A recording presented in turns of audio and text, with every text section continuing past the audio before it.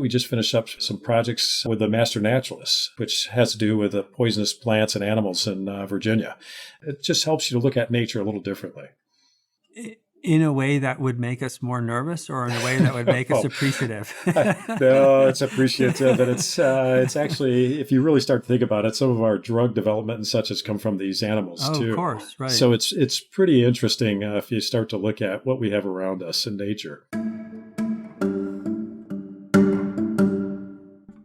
Hi, everyone. I am Jim Ryan, the president of the University of Virginia, and I'd like to welcome all of you to another episode of Inside UVA. This podcast is a chance for me to speak with some of the amazing people at the university and to learn more about what they do and who they are. My hope is that listeners will ultimately have a better understanding of how UVA works and a deeper appreciation of the remarkably talented and dedicated people who make UVA the institution it is. Today, I am lucky to be joined by Dr. Christopher Holstege, who is multi-talented and has 4 titles to prove it. He is the Executive Director of Student Health and Wellness. He is UVA's Chief of the Division of Medical Toxicology, a Professor of Emergency Medicine and Pediatrics, and the Director of the Blue Ridge Poison Center. In addition to those 4 demanding and important jobs, Dr. Holstege is also a prolific scholar with over 200 publications under his name, including 10 books that he has either edited or authored. His work has been rightfully recognized. Dr. Holstege was inducted into UVA Medical School's Academy of Distinguished Educators. He has received the Dean's Award for Clinical Excellence from the UVA School of Medicine, and he was twice named Attending Teacher of the Year. He is a native of Grand Rapids, an avid outdoorsman, and a dedicated father of 6, and we are grateful to have a moment of his time today. Chris, thank you for being here. No, thanks for inviting me. So tell me about the path from Grand Rapids to Charlottesville. Yeah, so chemistry major, undergrad. And I think, as you know, in talking with students, it's all about mentorship. Yeah. Talking with faculty members on whether or not, at that time when I was graduating from college, to get an MD, get a PhD, get an MD, PhD, went the route of a straight MD, but then did a residency in emergency medicine and then did a very new specialty known as medical toxicology. In fact, most people at that point were wondering, what in the world are you doing going into that? You're going to take more call and spend more time in the hospital. And really a fascinating time in the 1990s to go into the field, especially with the plethora of drugs that were coming into society and what we had with our mental health crisis. Came to Virginia and was recruited by Marcus Martin, then chair of emergency medicine, to start the Division of Medical Toxicology. There were very few programs in the country and still remain very few. Why is that? Just aren't many of us in the specialty. They're usually aligned with poison centers. And like our Blue Ridge Poison Center, we cover 48 hospitals and we really care for the critical access hospitals. We really manage those cases there, too. It's not just the University of Virginia, but also at these other small hospitals with very limited resources. So outside of treating someone who has been poisoned, what else do you do in the field of toxicology? Yeah, it's broad. So anything that is a potential toxin or poison. So it's people who are suicidal and do drug overdoses, young toddlers who get into things that they shouldn't and get poisoned, snake bites, environmental, occupational. There's a whole host of things that come and that we train our fellows in. So if you're living in Virginia, how worried should you be about getting bitten by snakes? Not very much. Very rare. I've been hiking and out in the wilderness quite a bit. The first time ever, Jim, I actually had an encounter with a snake this past summer on a trail run that actually bit my dog in the face. But my dog did very well. What kind of snake? Copperhead. Oh, geez. Yeah, no, it's very rare. Again, been out a lot, seen a lot of snakes, but it does occur. And how do you do 4 jobs at once? I gather there are some connections, except for maybe student health and wellness. So I can see a connection between toxicology, the poison center, and even emergency medicine. But where does the student health and wellness piece come in? Yeah, so 2013, if you remember, I was in the faculty senate for 8 years and then chaired the faculty senate, got to know the schools well, leadership very well, got to know Pat Lampkin very well during that time. The previous executive director had stepped down and she talked to me about stepping in the interim to take a look at it, evaluate it, and see what we could do to potentially revamp student health and wellness. And so how long have you been in the position, close to 10 years or maybe 10 years. It's 10 years. It's not interim anymore. And it's been a wonderful ride. I never would have thought my career would have gone this direction. Yeah. Well, you have been a phenomenal director of the Student Health and Wellness Center. And I'm wondering if you can talk a little bit about the changes that you've seen in the last 10 years. How is student health different, either in terms of the cases that you're seeing or the way that you're responding to them? A lot of complexities. And I think what we've really tried to do is do multidisciplinary teams. And those teams are engaged. If you think about student health and wellness, it's the Office of Health Promotion, the Student Disability Access Center, the Counseling and Psychological Services, and the Medical Services. They all interconnect. And for our students who come with health concerns, it's working in a multi-collaborative way with all those entities, including the health system and their expertise. If you think, for example, concussions, we've published on this. We have a number of students who get concussions, working with the Department of Neurology and the Education School, where kinesiology does work on this, to do best practices and assure that those students who have concussions get good medical care. If they have depression that follows that, get follow up with a counselor, get accommodations that are necessary. And then our Office of Health Promotion works very closely then to see what is going on in our student population and how do we do prevention efforts. Yeah. And so we have a new Student Health and Wellness Center. How much of a contribution has that been to your work and to the university community more broadly? It's been tremendous. It's given us the space that we need as we start looking at doing not just what we do in the care of students when they're coming with issues, but also as we start to look at wellness and well-being. And how do we bring groups in? It gives us the space to do that. It's a destination place. We've learned from 1515. This was seen as a destination place too, where students would come and spend time together, but it also allows us to do prevention efforts and to focus on other things than just studying all the time. And do you find that students themselves are more interested in this topic than they might have been 10 years ago? That is to say, students are interested in learning strategies for resilience and healthy lifestyles and the like, or is it about the same? No, I think it's much more so. I'd say this new generation is more in tune with that as opposed to when we were going through college. And it's, I think, a good change, and especially with the mental health crisis that's occurring right now, and as we look at that and how we're going to mitigate that. Yeah, so you anticipated my next question, which is about student mental health, and you used the term crisis. So tell me a little bit about what you're seeing and what you've seen over the last 10 years or so, and why you would describe it as a crisis. So when I first came in 2013, there was a debate that was ongoing about what do we do with the students who have mental health needs? And do we refer them in the community? Do we hold them close? And what do we predict the future would bring? And we knew, based on what we were seeing in the data, and also what I was seeing in emergency medicine, where we could not get the care, mental health care that we need for our community, right. Much less for our students, or have our students take that community time. And so what we've done is we've really looked to expand that. Now, if you look at 2013, when I first came in, CAPS had 8,158 visits in academic year 2014. CAPS is the Counseling and Psychological Services. It has our counselors and our psychiatric specialists. Mm-hmm. In this last academic year, CAPS alone had 18,074 visits. This is all for mental health. It is. So 18,000 visits to CAPS alone. Correct. And then add to that, we started Timely Care, which is a telehealth service. We learned during the pandemic that telehealth worked very well. Some students prefer telehealth, some prefer in person. And so we contracted with Timely Care. That was another 4,878 visits last year.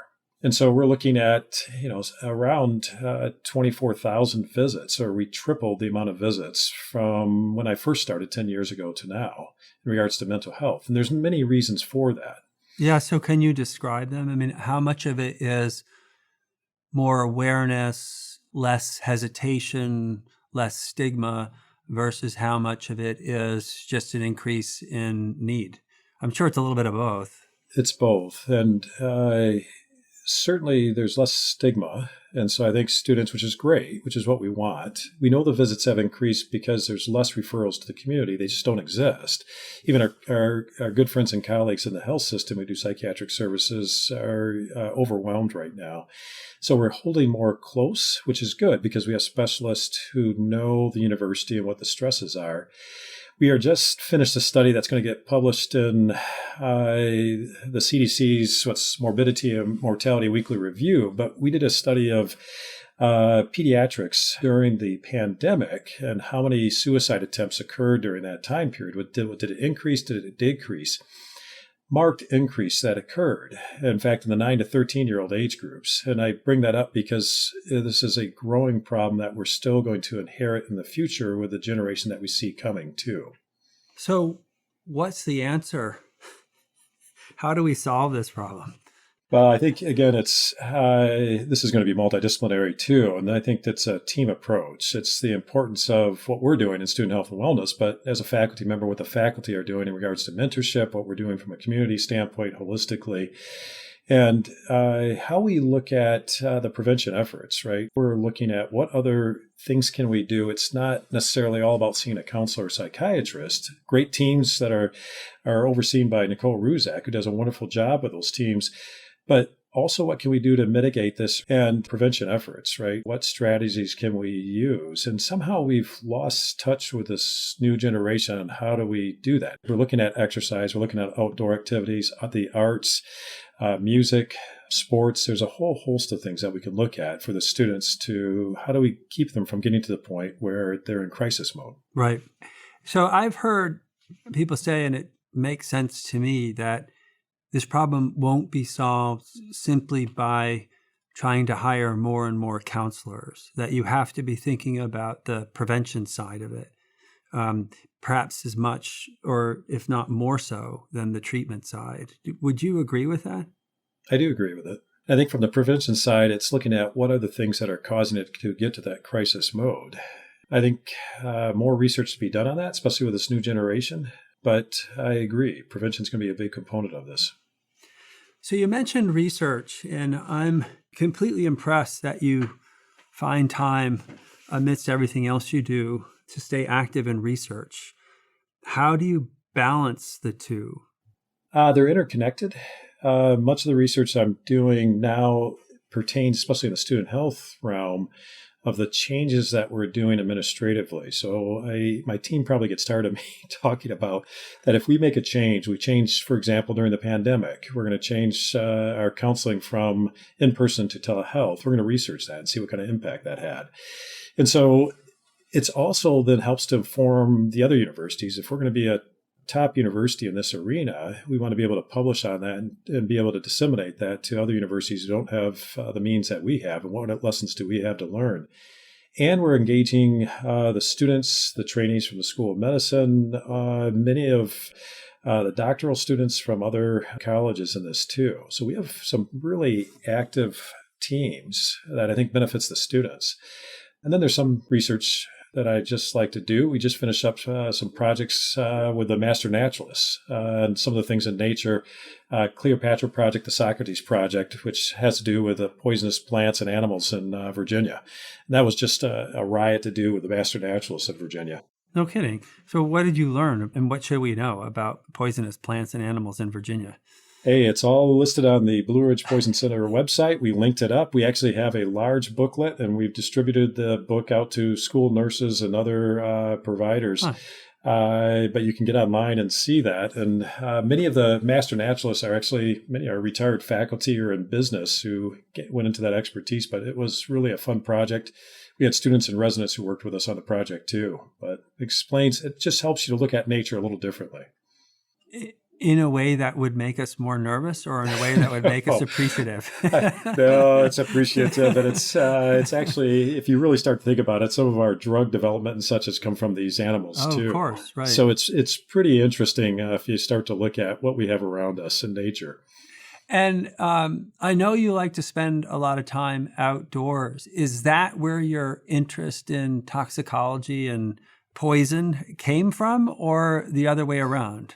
No, I think it's probably the other way around. I would say for me, the stresses in life, my favorite thing is to get outdoors. And I'm Yeah. always thinking about what am I going to do? Where am I going to do my next trail run? What am I going to do with the hikes with my family? What about camping? So for me, that's actually been where I decompress. And do all your kids like to camp, or are they just good sports, or do some of them go under protest? Have they learned to love it?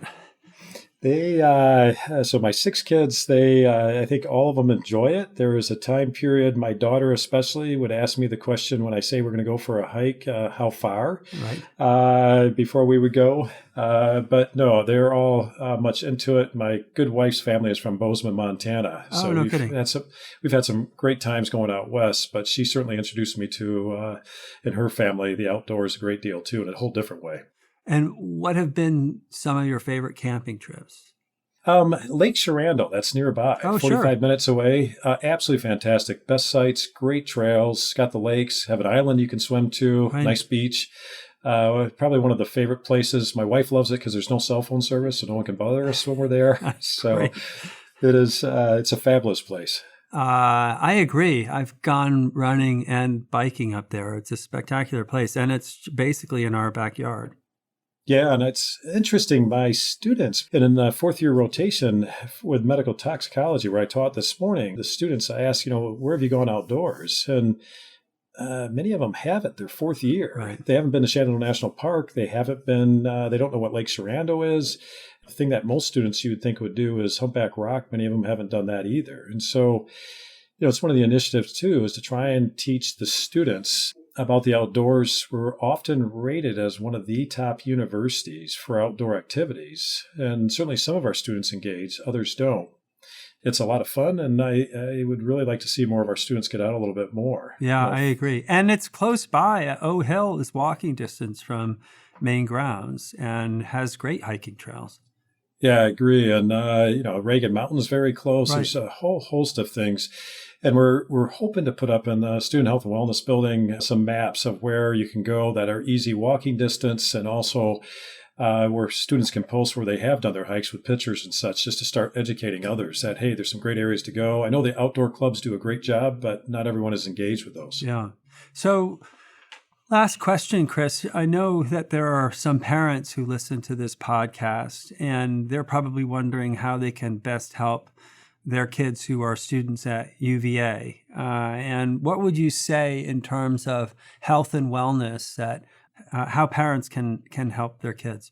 From a student perspective, there's so many great activities to do at the University of Virginia, and to introduce them a bit. It's not just the outdoors, but I think about old Cabell Hall with the music that goes on, the artwork that's around, the history, trying to get them engaged a bit more and to find some downtime. That downtime, I think, is refreshing. I think they're better at students. I know in my life, I'm better and I'm more efficient as an administrator and as a clinician and a faculty member. It's important to have that downtime and find groups that you can go out and do those activities with. Yeah, well, that's very sound advice. Well, Dr. Holstege, thank you for your time, and thank you even more for everything you do for UVA and our community. No, thank you for your support and all that the administration and the board has done for the student health and wellness too. If you or someone you know is struggling with a mental health challenge, there are a lot of resources available. UVA students can get in touch with Counseling and Psychological Services, or CAPS, online at studenthealth.virginia.edu/CAPS. UVA staff and faculty also have access to free mental health resources, including counseling, through the Faculty and Employee Assistance Program, better known as FEAP. We'll also link some resources available in the Charlottesville community and nationwide.